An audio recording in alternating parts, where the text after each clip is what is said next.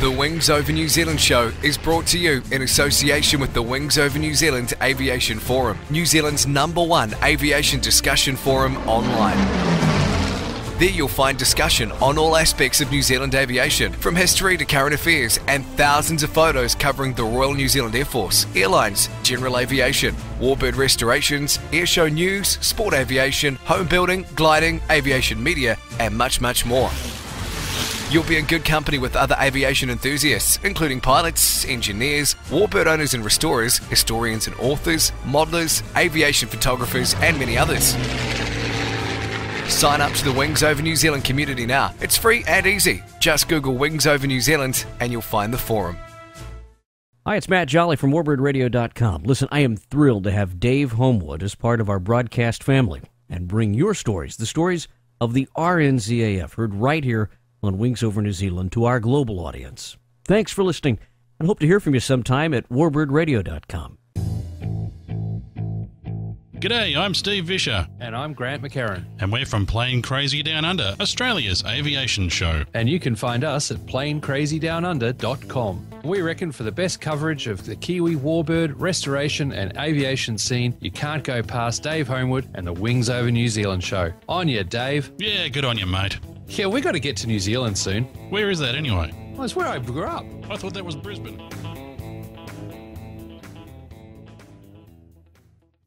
The Wings Over New Zealand show would like to acknowledge the great support it's had from Fly DC3.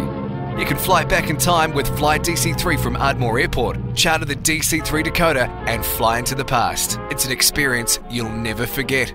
Fly DC3. Go to www.flydc3.co.nz. Welcome to the Wings Over New Zealand show with Dave Homewood.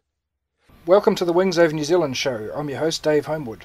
Today I'm talking with Paul Brennan, who's running the Bring Our Birds Home campaign. Hi, Paul.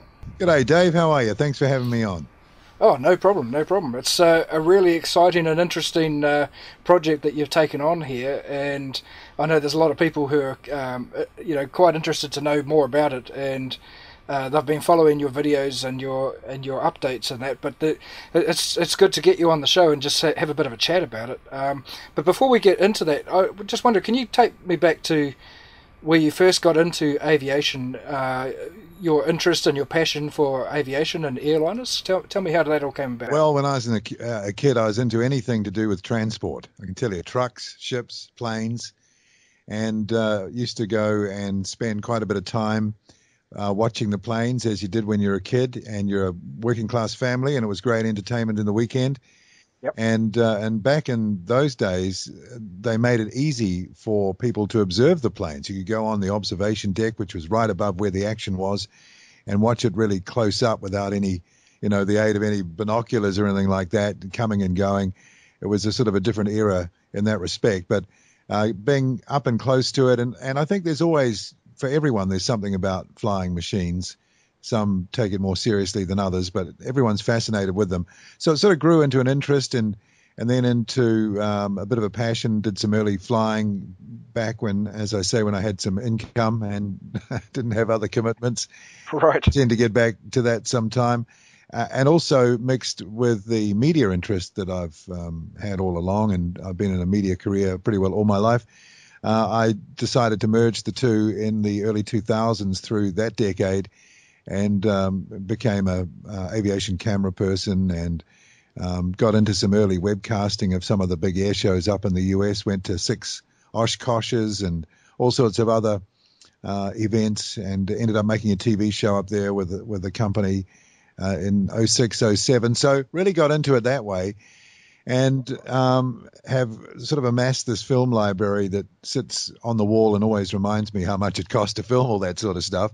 So, always looking at it. And sort of one day, just looking around and talking to a few people, the question was asked, I wonder how many of those old originals from Teal, NAC, Air New Zealand are still around, which is, an interesting question. Right. And there's the databases are out there to sort of start, but as it turns out, it's not so easy to find really accurate information. You've really got to drill down. But it seemed, when we sort of had a look a year or so ago, that there were one of each still left, still on the planet.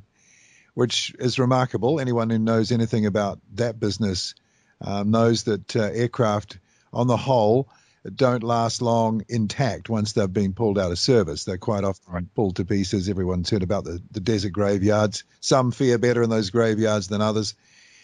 So it was quite remarkable that we'd sort of discovered those 5. So I guess what I'm saying is there's a direct line extension from having an interest in it as a kid to then getting to this stage when you're really wanting to save those, they're artifacts now that you remember from those days. It's sort of like coming full circle. And, if there weren't any left, there wouldn't be any hope. But it turned out that there were some left, and it became clear, because a few people have talked about this in the past. I've had an experience, back in the late 90s with trying to get back the first 737 NAC that was delivered in 68. And that was available for a very low price in a graveyard at McCarran Field, as it was, or airport in Las Vegas as it was at the time in the late 90s. Even spoke to the guy who owned the airframe, got him down to a price range. Briley's owned Air New Zealand, and unfortunately they just weren't interested in even thinking about it. So that's always sort of rattled around in my head since then. Very disappointed at the time, but hey, it was what it was at the time, and there was really no other way of trying to come back and save that. And of course, back in those days, communication was a lot more, I guess, difficult, not so easy. So now we can contact people and keep in touch with people very easily. So remembering that, coming back to this, the last year or so, me and a few others decided if someone doesn't make a move soon, these will be lost. And that would be really sad because they are available. And it's not a huge job tracking them down and securing them, really, as the first part of the exercise. So let's give it a go. And it turned out that I was in the best position because I've got a bit of a profile and I've got resources, film library, and content to support a campaign. Social media now is a great communication device, as everyone knows.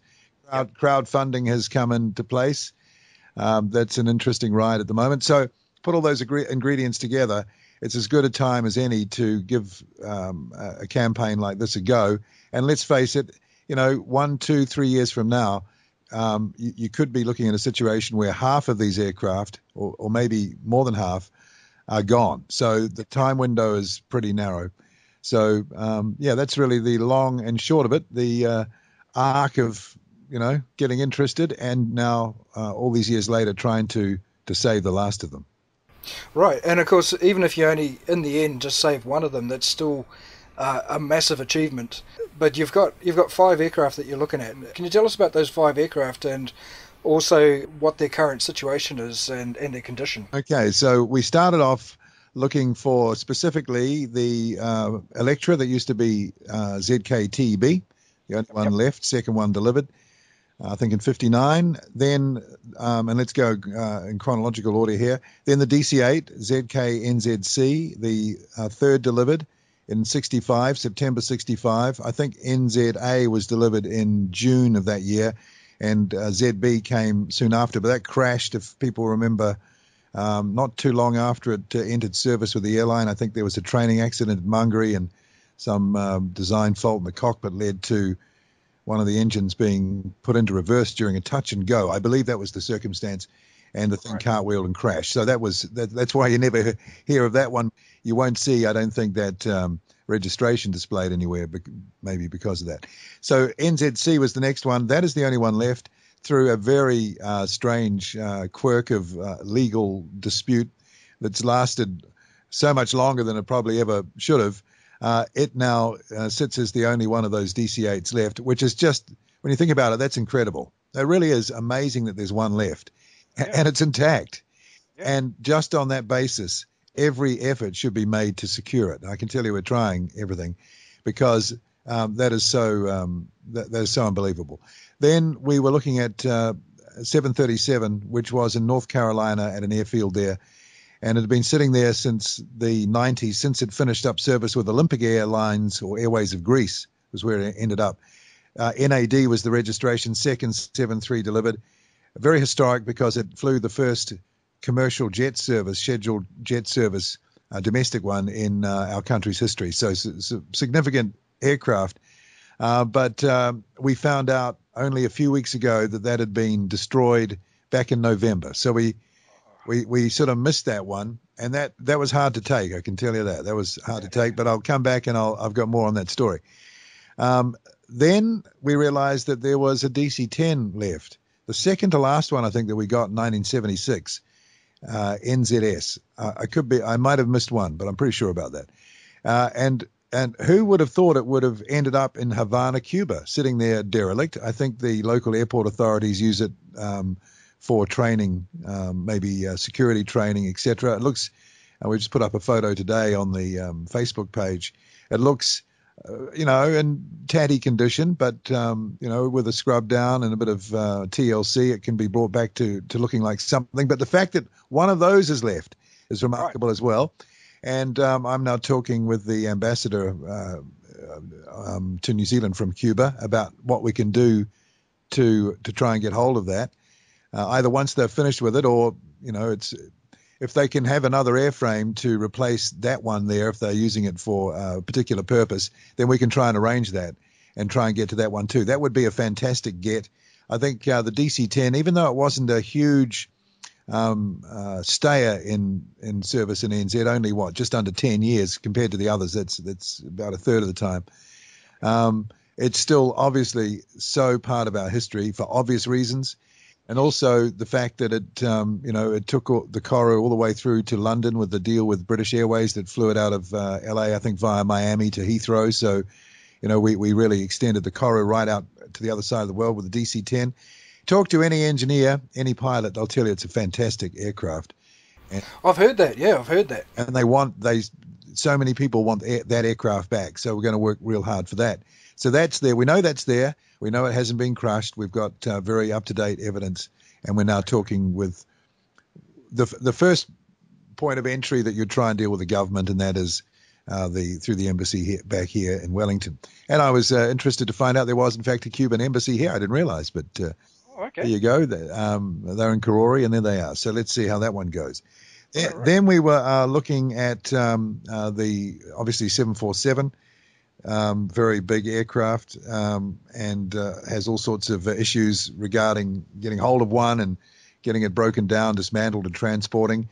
We thought we had the first 747-200 NZV, as it was when it was delivered in June 81. And that was used up until 2011 by Transaero Airlines of Russia, which is quite a big operation before it went belly up, I think, last year. And but we had some evidence, photographic evidence, only a year old, plus a Google Earth picture from 2017 to suggest it was still there. Well, I went and saw the Russian embassy in Wellington, and they were able to connect me with the company that's dealing with the affairs of Transaero as they wind them down, I guess the equivalent of the receivers in this country. And they were able to tell me in a very short, sharp email, which came through only about an hour after I sent off the question, that that aircraft had been scrapped back in, I think it was early 2016. So we missed that one. And the Google Earth picture turned out to be another Transaero 747 that had been towed into that exact same parking spot as it was there before. So you can see how it can be quite confusing. But in the end, we found out that it wasn't there. There was nothing we could have done because we didn't start this until well after both those aircraft were scrapped. Yes. So that was a real disappointment. But then, it's interesting. We look around some more and we see that there's one Air New Zealand 737-200 still around, and that's the QC one that was here between 82 and I think 2010 maybe. It wasn't too long ago that it left. It was over 30 years service.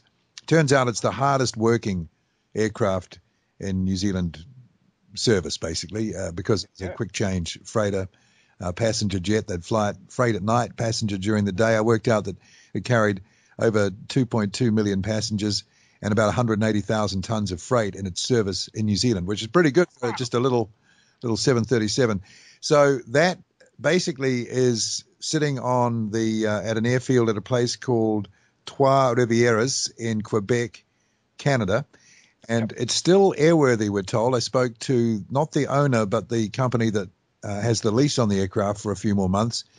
It has about 2,300 flying hours left on it before either they have to spend a huge amount of money on it, which is just not practical, or it ends its life, which is quite good because chances are they might use it for one more season because they fly it up into the Arctic area of Canada. It's had the gravel kit put on it, which is a Boeing fitting for that particular model, which deflects gravel away from the underbelly of the fuselage and has the blowers on the engines to stop FOD being ingested. It's got that package on it, so they might wait another season. But if not, it's pretty well done. So what we're hoping now is that we can get an arrangement where in its last hours we can sort of get it back to New Zealand. It's of the size that you can store it locally. It's not a huge aircraft. Right. It can stay at a provincial airport if it has to, and it can stay basically airworthy until it needs to fly to its final point where it's either dismantled and transported somewhere or it's displayed. Who knows where it'll be displayed? That's what I keep saying is someone else's problem for the future. So that's good. So let me just flick back. The Electra is still airworthy. For those who've been following, they'll know that that has been operated by Buffalo Airways in Alberta, Canada, and it's been changed to a water bomber. It's hardly ever flown. Obviously, they need the forest fire and the little bit of training they'll fly, but it spends most of the time on the ground. It's remarkable that it's still airworthy. We're in communication with the manager of that airline now. He knows everything that we're trying to do. And again, we're hoping that its final flight will be back to NZ, and that would be amazing because, it would. I mean, talking 60 years. That's incredible. Between it first arriving and then it arriving back. So that's pretty cool. Now, just flicking to the last 747, it was disappointing that NZV had been scrapped. All of them have been scrapped, by the way, the 5, all of them are gone. In fact, I had a funny moment. It was sort of funny on one hand, but a bit sad on the other, where I was told by the Transaero person who got back to me from Moscow that he thought that there were a few others being scrapped at an airport called Rome Griffiths, which is north of New York City, upstate New York, they call it. And the company that used to own those planes had a maintenance base up there, and 4 of the 5 had ended up at this maintenance base. And I'd found a Google Earth shot of them sitting in various, states of disrepair and dismantling. And it looked like there might have been one of those 5 still in some sort of condition. The tail was off it, but you can get another tail. Substantially, it was intact.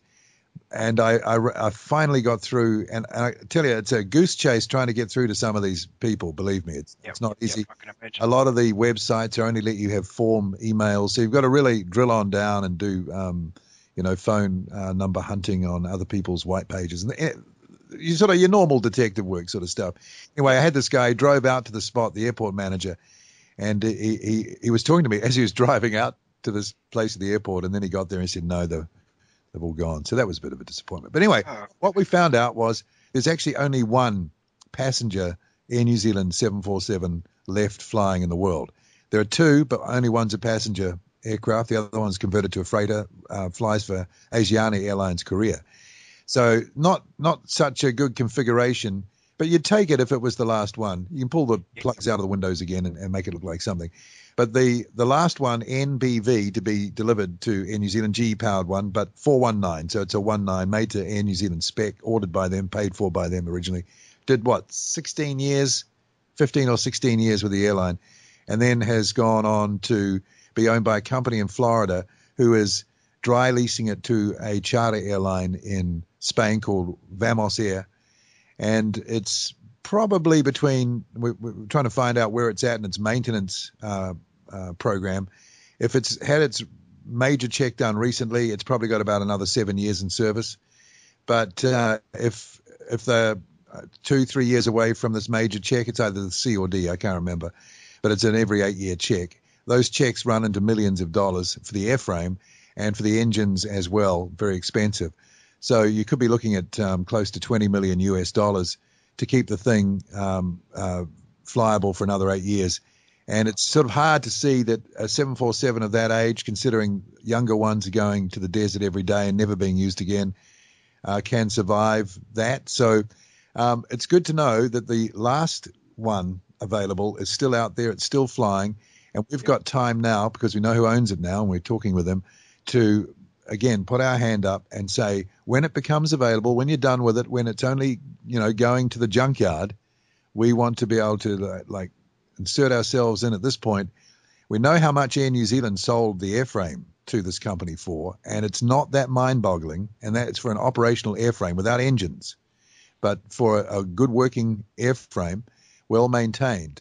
So, probably you're looking at a price in the hundreds, the mid-hundreds of thousands of dollars, probably, to get the thing in the end, or maybe even below. So that's not such a stretch if you're looking to obtain an artifact that might give 100, 200, 300 years service in a museum setting, if you know what I mean. So yeah, exactly. So I guess what I'm probably rabbiting on a bit, but I guess what I'm saying is, as we've gone through the process, it started out quite hard.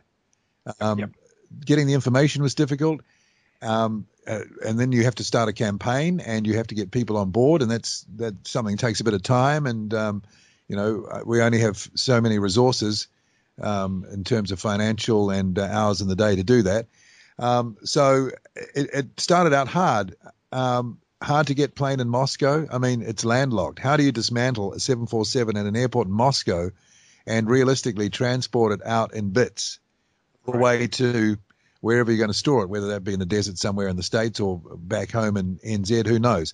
That had a huge degree of difficulty. Well, that's been eliminated now. So the 747's become a cinch, because it's so much easier now to get hold of, you see, right? Especially right. if it's flyable. And as I say, in years ahead, is anyone going to really worry that it was the last one we got rather than the first one? The fact that it's the only one will give it the authenticity and the value in a historical sense. So, and the 737 NAD, that was really sad that was crushed, as he said. But as it turns out, NQC is in a condition where it makes it easy to get hold of. We know it's definitely there. It does have some history attached to it, because we can say it's the hardest working New Zealand aircraft in history, and it is. You can prove that. Yep. Of course, the 747 was the Lord of the Rings 74 as well, so you can imagine that puts a bit of notoriety back into it. In a display sense, you can see or visualize that graphic being back on the aircraft, and I would imagine it'd be a photo favorite for a lot of people. So, yep, absolutely. So, I mean, that's really interesting that of the 5 aircraft you're looking at, 3 of them actually have the potential to actually fly themselves to New Zealand. Because a lot of people that I've talked to have all said, oh, how are they going to get them here? They're going to have to put them on a ship. Well, yeah, DC-8 and the DC-10 will have to definitely go that way, because they're not going to fly. There's just no way. Yep. But it means that the effort that we were faced with at the beginning in regard to that sort of those procedures has halved. And and also, here's the interesting thing. The 2 that we have to manage in that way are in similar areas of the world as well. So that makes it a little easier to get around. Right. Manaus, Brazil is a big river port. They sail container ships all the way to Manaus, so there's no problem getting the airframe out of there. And of course, Havana, Cuba is a port as well. And the transit, I've looked at on Google Earth, the distance from airport to the port is only, as the crow flies, just a few miles.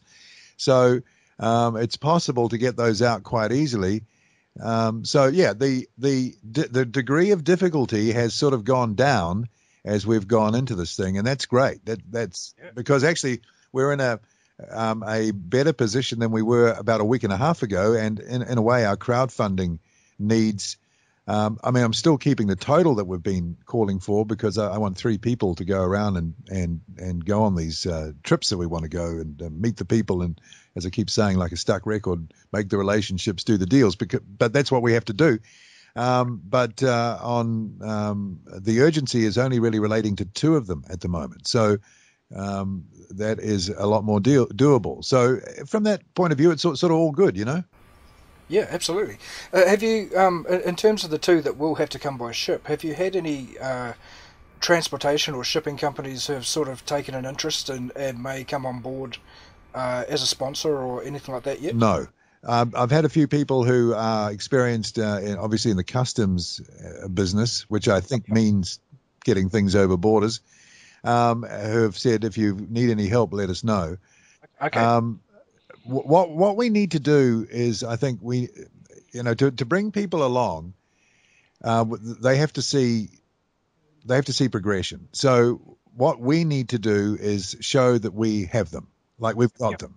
Now we can probably and hopefully will be soon be making an offer for that DC-8 as it becomes unencumbered. It's been a legal dispute, as it turns out, all this time. And if it hadn't been, it would be long gone. So thank God for legal disputes is all I can say. Sometimes they work in your favor.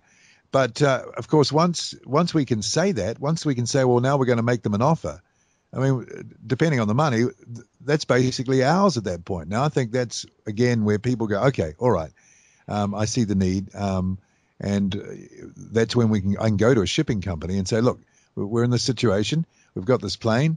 It's important to this country.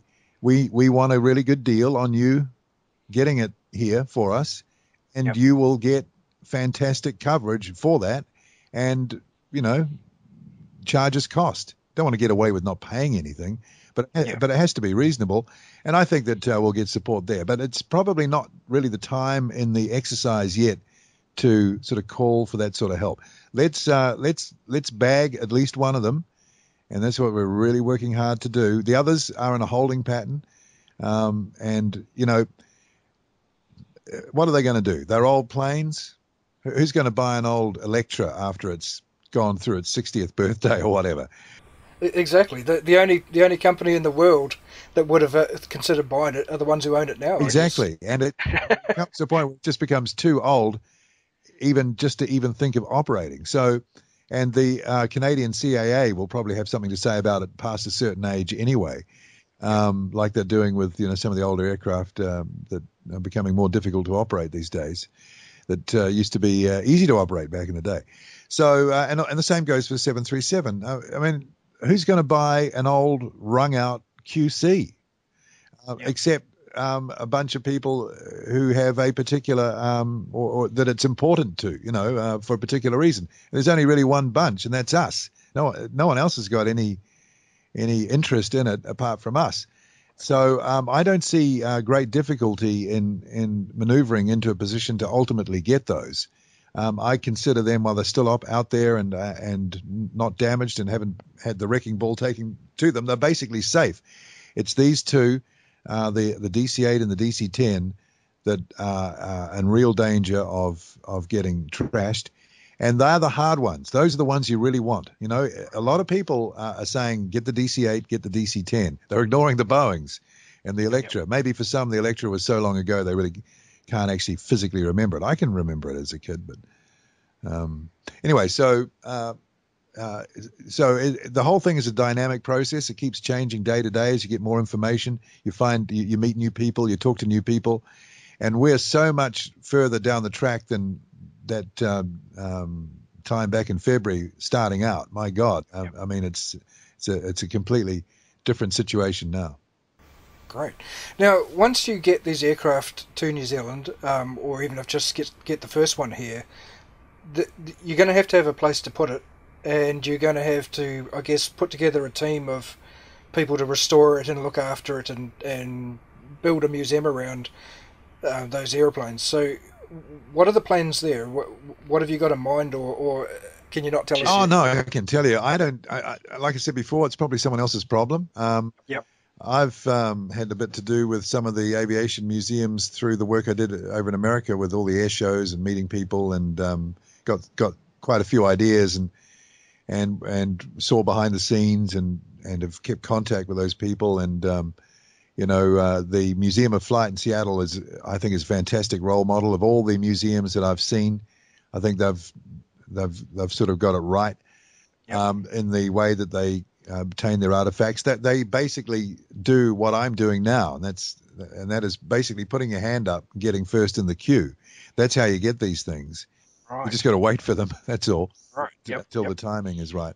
But they've created the mix between indoor and outdoor that they've created is about something that I think would work here.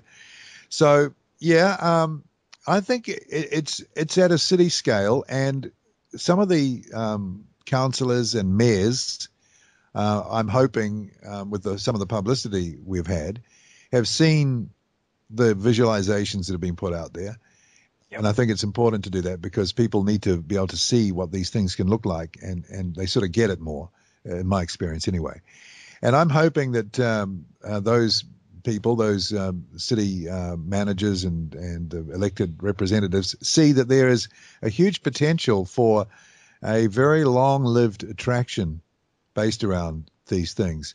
Now, from what I've seen in the other museums with artifacts of this scale, is that they do great trade. They attract a lot of visitors. They're a great family destination. They also serve to inspire younger people. And, we're always talking about, we do a lot of talking in New Zealand. We're talking about, getting more kids into science and engineering and technology. And, this is not wishy-washy. This is true. The interest starts young, and it's usually spurred on by something. And just imagine if you could take your kids to a place where you can literally walk around underneath, over, through these incredible machines, which actually mean something in our history. They're the real deals. And they're there for many decades to come. I think that they can be very successful attractions. We've got a great tourism industry. It's growing all the time. We're going to need attractions like this in various cities to help the economy. So if you're Auckland, if you're Christchurch, even if you're Wellington, as I said on the radio the other day, for less than the flag referendum, you can have this incredible treasure that goes for a long time that you can add to as well. I don't think Kiwis, I know you and your listeners will know this, but I think a lot of Kiwis are a bit ignorant.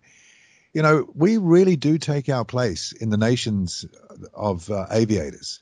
We've been doing this since some people think Richard Pearse flew before the Wright brothers. I wouldn't know. I haven't looked into it enough. But we've been doing this for a long time. We've also been early adopters of aviation technology. We were early on, a lot of the airliners, considering our size, we have a very stable, safe airline system going, in the 30s, and even before that.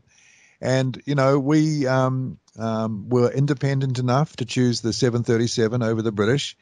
And there was a lot of pressure at the time to go the other way. And how successful did that decision turn out to be? We flew the 737 here for 47 years. Yeah, it's amazing. 50 years, incredible. And then, DC-8, we were into that, I think, probably within the first 5 years of them making that. And, 747, or DC-10 wide body, what a great plane. And that, that built out the airline. But the 747 has probably been more responsible than anything ever to build the tourism industry of this country. Yes. And also for Kiwis to go away on their OEs. I don't know about you. My first OE was on an Air New Zealand 747 all the way to Gatwick in London. I went on a different airline, but I came back on an Air New Zealand 747. So you're absolutely right. Air New Zealand today I think it's the biggest employer in New Zealand, or one of the biggest employers. It's one of the best known names out there in terms of business. And only last week I think it was, Australia named them as their most trusted business in Australia, and that's not even their airline. That's for the Australians to do that. That's remarkable. I know, I couldn't believe it. I had to read that 3 times when I saw that article. And when you think about it, Air New Zealand is taking New Zealand to the world, as you say, and it represents us all around the world now. South America, North America, Europe, Australia, Asia, they're everywhere, and they're such an iconic, well-known and well-respected airline, and their history is important. And I was also thinking too, another thought that comes to me, we've got some airliners already that are preserved in New Zealand, and the biggest one would be the Solent at Motat, which is one of the predecessors of these aircraft that you're looking at, because exactly, and still became Air New Zealand. And really, you hit on a good point. What we, when I say the royal we, there's 3 or 4 of us. What we think is that we're basically just trying to keep up the collection. That's what we're trying to do. And before it's too late, and thank God we've got a Solent. Isn't that the most beautiful thing you've ever seen? It's incredible. And, it's incredible. and if you see a picture of it air to air in a certain angle, it's one of the most beautiful looking planes ever. It's so photogenic in certain. But anyway, we can't afford to let the others go. They've just been just as significant. And, I've said this before, drawn sort of modern day equivalents here with those ancestral canoes of the Maori. They were more, as I say to people, more than hollowed out logs of wood. They were part of an incredible story that actually couldn't have happened without them. And quite possibly, in the modern era, we can say the same about these aircraft. So, if they're not important, those ancestral canoes, they certainly are important. So these aircraft have got to be important as well. So it's up to us for people to realize, and this is my point before, people don't realize, the sort of history we have in aviation. And remember, we've been traveling the longest routes of anyone for longer than anyone can remember. True. And that requires a very confident operation. Even if you go back to the DC-8 days, they were flying all the way up to LA, all the way up to Hong Kong in those DC-8s, from a small country, isolated. So all their maintenance had to be top notch. They had to be very reliable machines to be able to project that far. And we were a small country, and we did it well. And we need to remember those achievements, and it means a lot. It's important, and there are still plenty of people around who know that. So, I want them to support us. I think they are. But it's very important to save these things, and it will only be really known. That will only really be known sometime in the future when someone goes, "Wow, thank God someone saved these." True, yeah, true. And another thing that I was thinking about too, with the 737 and the 747 in particular, they were in very recent memory for most New Zealanders. We saw them at airports all the time up until only, a few years ago. But you think about the Solent and, the DC-3s that are around, and the Viscount and Friendship that are down at Ferrymead and stuff like that. Well, those aircraft went into museums only a short time after they left their service, and at that time they were in recent memory as well. And you look at them now, and they hold so much history that people are interested in. So for these 737 and 747, in 20, 30 years' time, they're going to mean a lot more to somebody in a museum than they might now, because you won't ever see them anywhere else. Exactly, and anywhere. So and you'll be able to say, these just aren't copies. These are the actual ones. Yeah. These are the real deal. That one there is the hardest working plane in our history. That one there carried the Queen around the Pacific in 1974. That one there, flew the Beatles in to Wellington from Sydney. That's what you're talking about. Absolutely. So, I can totally see the significance, and I can see the whole point behind this project. I think it's a really great project, but I also, on the other side, I see the massive task that you've taken on. So actually no, it's not that big. When you break it down, it's not that big, and that's what I think puts a lot of people off doing things that seem big. When you break it down, it's not so big. So what are we faced with now? I explained that at the start it was a lot more complicated. Now, we really have to concern ourselves immediately with only 2 airframes. Yeah. Now think of them as 2 broken down junk cars. That's how you got to think about them. They've got no value to the owners beyond, in an airport company situation, it's been sitting up taking space for the last X amount of years, and they'll want something for that at the very least. The other one, they might want it replaced with something else that will be equally junk, so we can get hold of that one. Now, there are well-known procedures for dismantling, and that can be done reasonably easily. The DC-8 is a lot more manageable because it's a lot smaller, though the wing is a bit tricky because it's all one piece from tip to tip. Boeing wings are different. They can be removed. I don't think they can maintain their airworthiness, but they can be neatly removed at the wing joints to the fuselage, and then they can be easily reattached. I think, though, they lose their airworthiness, but nonetheless, they can look like they should do. But the DC-8, the wing box and the wings, everything, they're all one piece. So that means that you have to sort of probably transport it as one piece. But apart from that, it's a narrow body. You can sort of visualize it strapped to a ship quite easily in a few sections. The fuselage breaks down to about 3 or 4 points where its assembly joins are, and that's just a matter of drilling out rivets and cutting a few stringers and things like that. Sort of looked into that. Obviously, with the others flyable, that if we can get them directly here or even into the desert in the US, where it's $100 a month for parking, which is cheap parking if you want to save something like this, and that can sit there for as long as it needs to there. And it's these are the flying ones, and it's less distance to go because they're all in that part of the world. But so the DC-10 becomes the problem, the big issue. So all we've really got to deal with and get our head around big time is how to move a DC-10, one DC-10. So that's really the complexity of this mission in the end. It's not massive. So you see now, it's starting to break it down. It's not so big. So they're not going to cost much because they're junk essentially. The DC-8 can be easily moved. Looked into that in a very conventional way.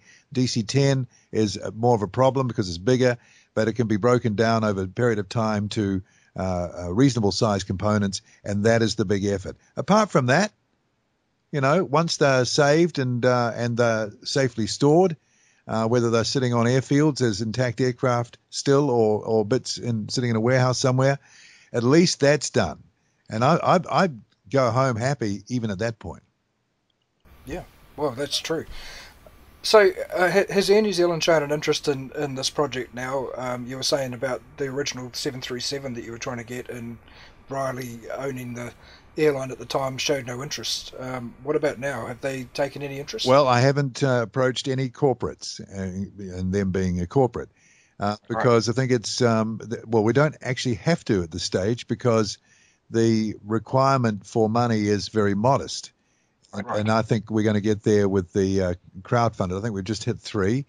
We've got a few other things planned to boost that, and a few fundraising exercises that are in the works. So we'll get enough to go to at least the DC-8, which negotiations on that are quite far down the track. We're talking to the company that owns the airport, who owns the plane. They're waiting for a court order to allow them to sell the assets that have been encumbered by this court case, which involved a business going belly up and leaving quite substantial debts, mainly to that airport company.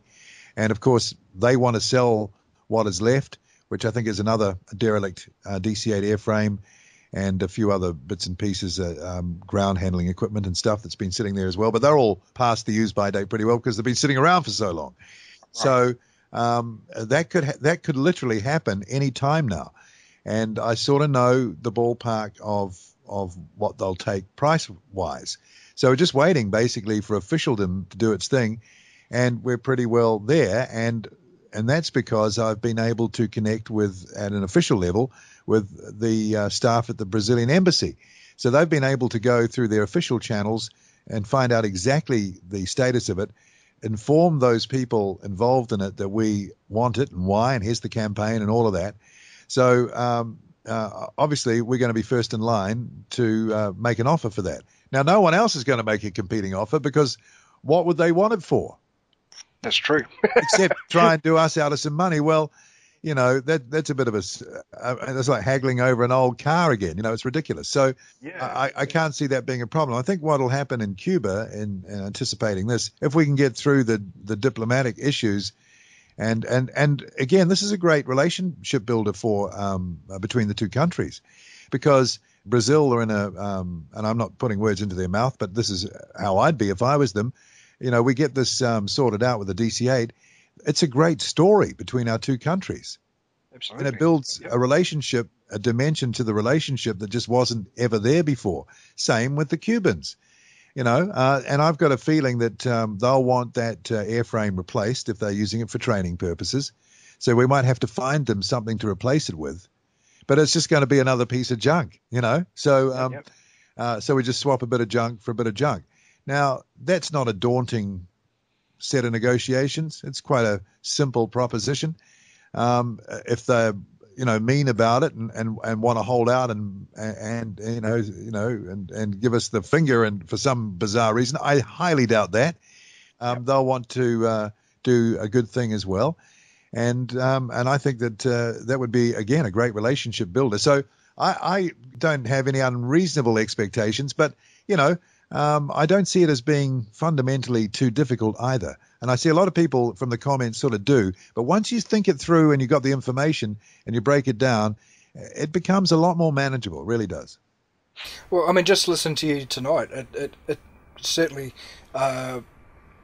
sounds a lot more manageable than I was originally thinking. And I have been watching the Facebook page. I haven't read every post, but I mean, I have to come clean and admit I'm not really an airline guy. So yeah. I come from my interest is the military side and the warbirds and things like that. But yeah. I'm also always interested in heritage projects and history. So I'm really keen to see that this goes forward and wish you all the success with it. But I mean, yeah, it seemed like a huge task until listening to you just now, and I can actually see this could work really well. But one question that I need to ask, which may throw a spanner in the works, I don't know, but apparently there's some ex-Teal DC-6s out there too. Have you looked into those? Yeah, I know there's one, I believe in South Africa somewhere. And I've been thinking about that. Likewise, also 767 is in my thinking as well, because that is now coming to the point where, it was 86 when that arrived, and that's how many years ago now. So, yeah, yep. Both those aircraft, and I see someone actually suggested or made mention of the DC-6. I'm definitely prepared to look at that. I haven't really had time to focus on it because I've had the focus on these 5 from the start. But right. Certainly not against it. The thing is, though, it was an interim aircraft. I think we got them from the defunct Canadian Pacific Airline, didn't we? Or I believe so. Yeah, and then they went from Teal to the Air Force, so they've actually probably got more significance for the Air Force than they have for Teal. Yeah, and they didn't. I'm not downgrading them, but what the Electra did was, even though it was a regional airliner like the DC-6, I think they used to fly the DC-6 a long way. I remember Mum saying, I think she went up to New Caledonia on the DC-6 in the 50s. But we didn't have much more capacity or capability with the Electra over the DC-6, except though we were out of piston power. That was gone now. We're into, the era of, what would become the jet. So I think that makes the Electra a little more historical in airline terms than the DC-6. I think it was really only there for I have to go back to my books, but it was only a few years from memory. I believe so. Yeah. And there were 2 of them, weren't there? 3, I think. 3, okay. Yeah. And of course, also you've just reminded me. I think the one of the old 7-100 airframes that the Air Force had is still sitting at Woodburn. Yeah, that's right. State. I mean, you could almost say that could come into it. I mean, we had those operating for about 25 years, even though we never had any in airline service. They were part of the deal. So, I mean, that could maybe be part of it later on, but certainly not against the DC-6. Of course, the number 176 is still flying for an airline called Star Airlines, which I think are based in Ostend, Belgium, and they fly Maersk air freight. And of course, Maersk is a big shipping company into New Zealand. I've been thinking about how we can make those 2 things work together. So that might be a little bit of more of an answer to your earlier question as well. Right. I need to also talk about something other than Bring Our Birds Home, because you also had a podcast for a while. Yeah, we had the New Zealand Aviation Podcast, myself and Martin Noakes, we're old mates. Actually, it was funny. Martin moved into the neighborhood 15 years ago, and in the next street, and I thought, who is this guy? And he had quite a thick South African accent then, because he'd come from South Africa, though he's British originally. Okay. He grew up in South Africa. I think his father used to make airport runways. That's how he got interested in aviation. And it turned out, just from the conversation, at the end of the street one night, that we had virtually identical interests. So fast forward to a few years ago, Martin was working from home and was just around the corner. So we're able to easily do these podcasts. Right. And what happened, though, is that Martin travels a lot. He's a process engineer, got a lot of contracts overseas.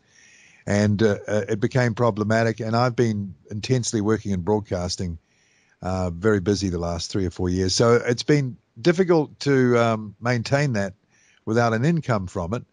It was fantastic to do, really enjoyable, but also the local radio station that we did it on also folded. So the the immediate need to, because there's something about turning on the radio in your local neighborhood and listening to your show. It's a pretty cool thing. And that sort of went away. But we've decided to revive it. We did one a couple of weeks ago when Martin was back. He's actually on another overseas trip at the moment, but he's based in, I think, Perth, Australia at the moment. So with Skype or the phone system, we'll start doing them again. But they were only they were sort of like a conversation. They weren't. We never claimed to be experts on anything. That was always there as a disclaimer, by the way. We don't claim to be experts, just armchair enthusiasts, but reasonably well informed and always had an opinion. And it got reasonably popular, and we stopped doing it, and a few people complained. But Dave, I don't know how much effort it takes for you to keep this podcast going, but when you've got day jobs and other things going on, and business and all sorts of things, unless once you pass the fun stage, and it was always fun, don't get me wrong. Unless you can start to get something from it, because the video versions required quite a bit of work, Oh yes, I know that. Go to everyone as well and ask them if it was all right and stuff like that. And I got to say, everyone was fantastic about that. But you've got to. So it used to take up a hell of a lot of time. Obviously, I don't need to tell you. So we had a great time doing it. We got quite a few listens. It went quite a long way, and there's still a market for it, and that's why we want to get back into it. But we just want to try and work out how we can make it sort of pay, not excessively, but just something to cover the work. These things are listened to quite well. If they're on a YouTube channel, you can monetize it, but the return is, it's, you can go out and maybe buy a few lollies or something at the end of the month. Exactly.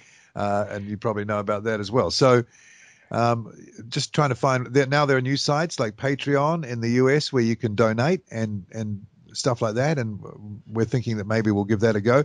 One thing we did find that was interesting is it got an international following. It was skewed towards this part of the world, obviously, but I already had a YouTube channel with a lot of subscribers from the footage that I've been putting up from my film library. So we got quite a following throughout the world, and it didn't seem to, for people, it didn't matter to them if we were in New Zealand or not. In fact, that sort of almost helped because it was sort of quirky, and we always leveraged off Wellington Airport and its wind as a sort of an identity anchor. So one thing we did realize is that even from down here, we can make something with the information that's global that is entertaining to a global audience. And that's a pretty cool thing. So I think if we can get a donation situation going on the Patreon site, something like that, that we can build a following, and we'll probably be able to get some money in, I know exactly what you're talking about because, I started my podcast in, I think it was November 2011, and it's been going ever since, but I don't make money out of it, and I'd love to work out how to make money out of it so that I can actually, have an income coming in so that I can actually keep it going and keep traveling to meet people. And me being one person alone, it's not so much the conversational show like yours is, which is I really liked your show, even though I'm not really into the airliner side of it, but I used to just like listening to your show because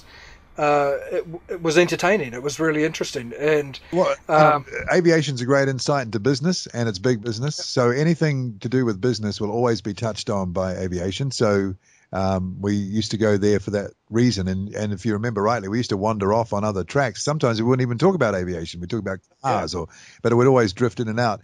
And you can do that when you've got two people because you can have that sort of conversation. But yeah, it was sort of like a metaphor for being able to talk about a whole bunch of things, politics, different personalities. I mean, the Airbus Boeing thing is more than just two companies. It's two different ways of thinking. So you're always going to get this the sort of clash of those brands and those national characteristics. Of course, the military is always a metaphor for wasting money. So you can always have a laugh with that. And, so, yeah, there's a lot of opportunities for entertainment. And, of course, you look on the websites now.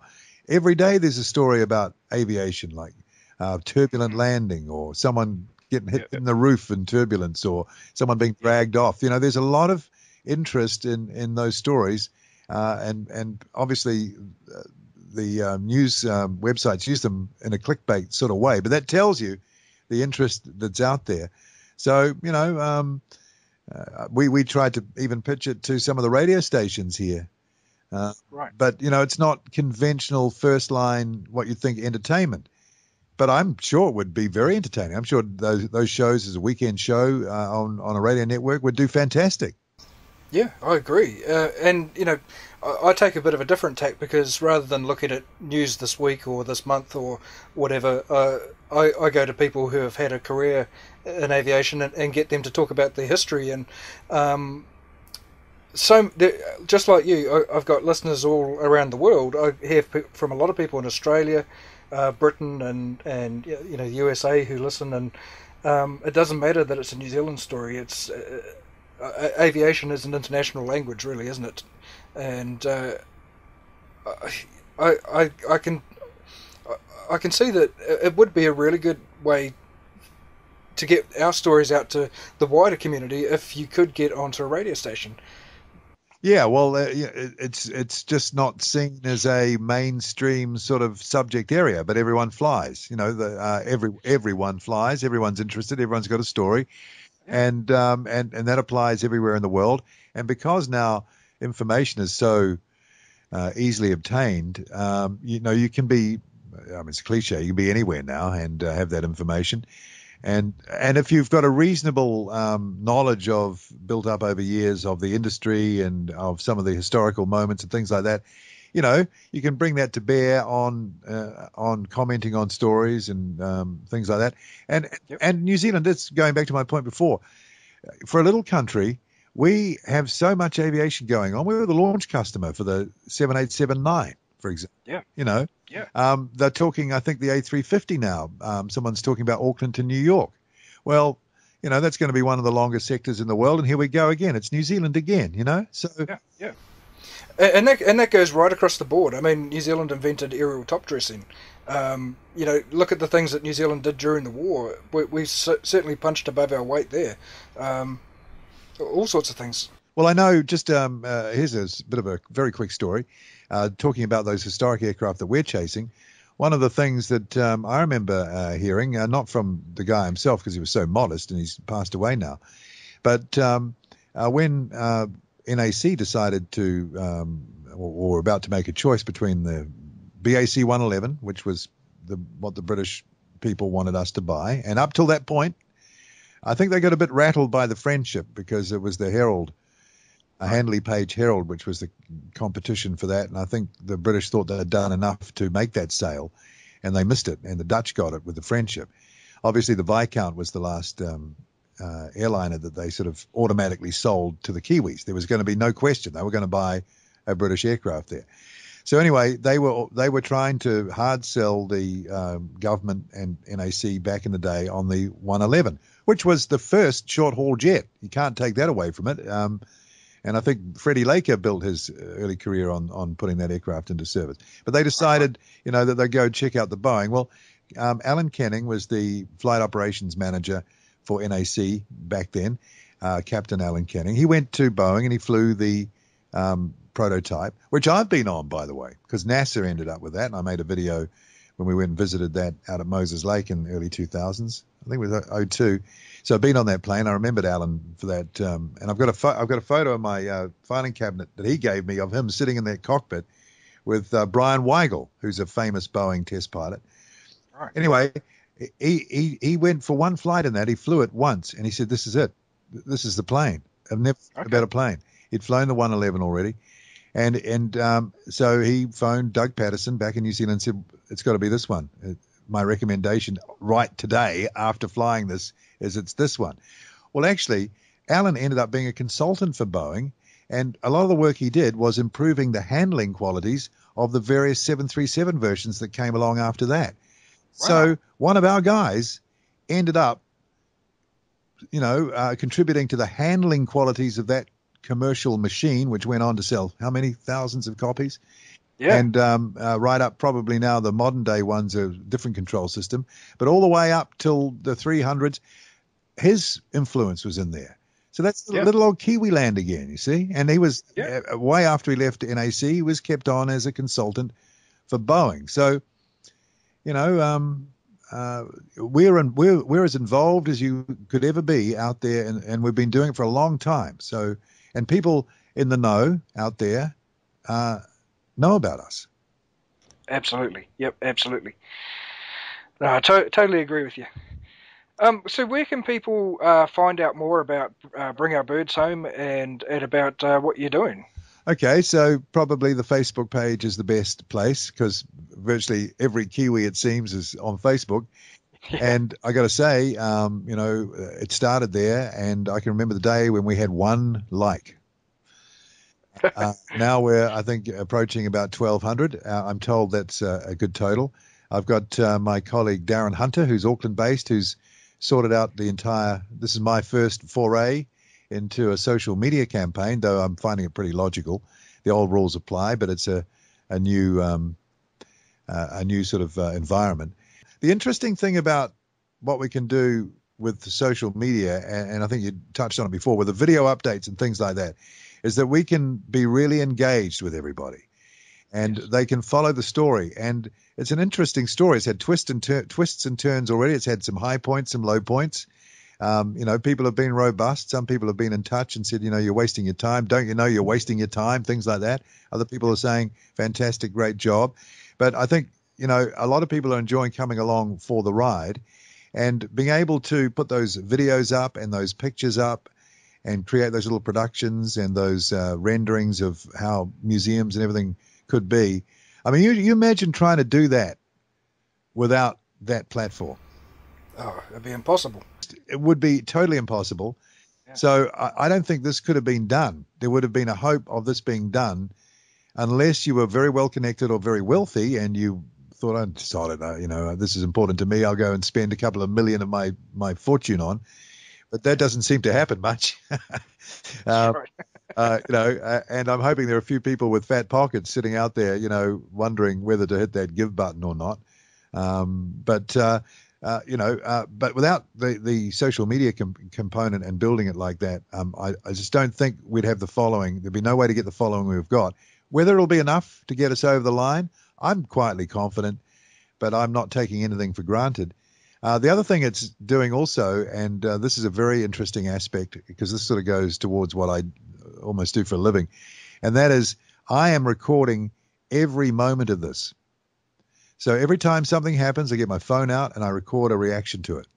Right. So now I've got about, I don't know, 60 of those videos over the last 2.5 months. Some have been like after really good phone calls, good meetings. Some have been like when I got told the 737 was crushed. It was brutal. It was brutal. So what we're seeing now is we're trying to get this thing going. My partner in Auckland, Darren, who's helping me out, to put this up as a fly on the wall documentary idea. Oh, right. Because you can see how this is going to go. We've got all the early stuff in the can because it's all, you know, in front of desktop PCs and after phone calls and darkened lounges and things like that. But soon it'll progress to going out into the field and seeing these planes and then meeting these people and starting negotiations. And so you can see that it's got quite a way to go, and it could be a very interesting TV series.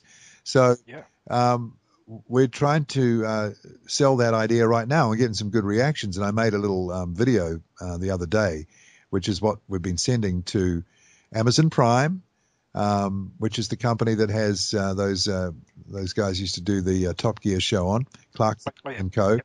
Netflix through their Sydney office, and also YouTube now funding content, plus some of the bigger local production companies. That's starting to go out there. Now, if we get a bite on that, and it's possible that we will, then that solves everything, because you want, as the outcome in the final episode of that program or that series, you want the airplanes. So at that scale, that could be a very interesting dimension to it as well. And I don't think it'll be too long before we'll find out either way on that. I think it'd be quite an interesting program and would probably sell around the world to certain networks quite well. So that's the other thing that's in the mix. But the next few weeks are going to be really important. Hopefully I'll get that information about that DC-8 that I was telling you about. And we'll keep on trying to find the opportunities. We've got quite a bit of publicity to launch this thing through the mainstream media a week or so ago. But that has to be translated into donations. And you just got to stay positive and keep on pushing. And thank you so much for this opportunity. But it's opportunities like this to get the word out and to get in front of as many people as possible to make it more of a reality that will get us there.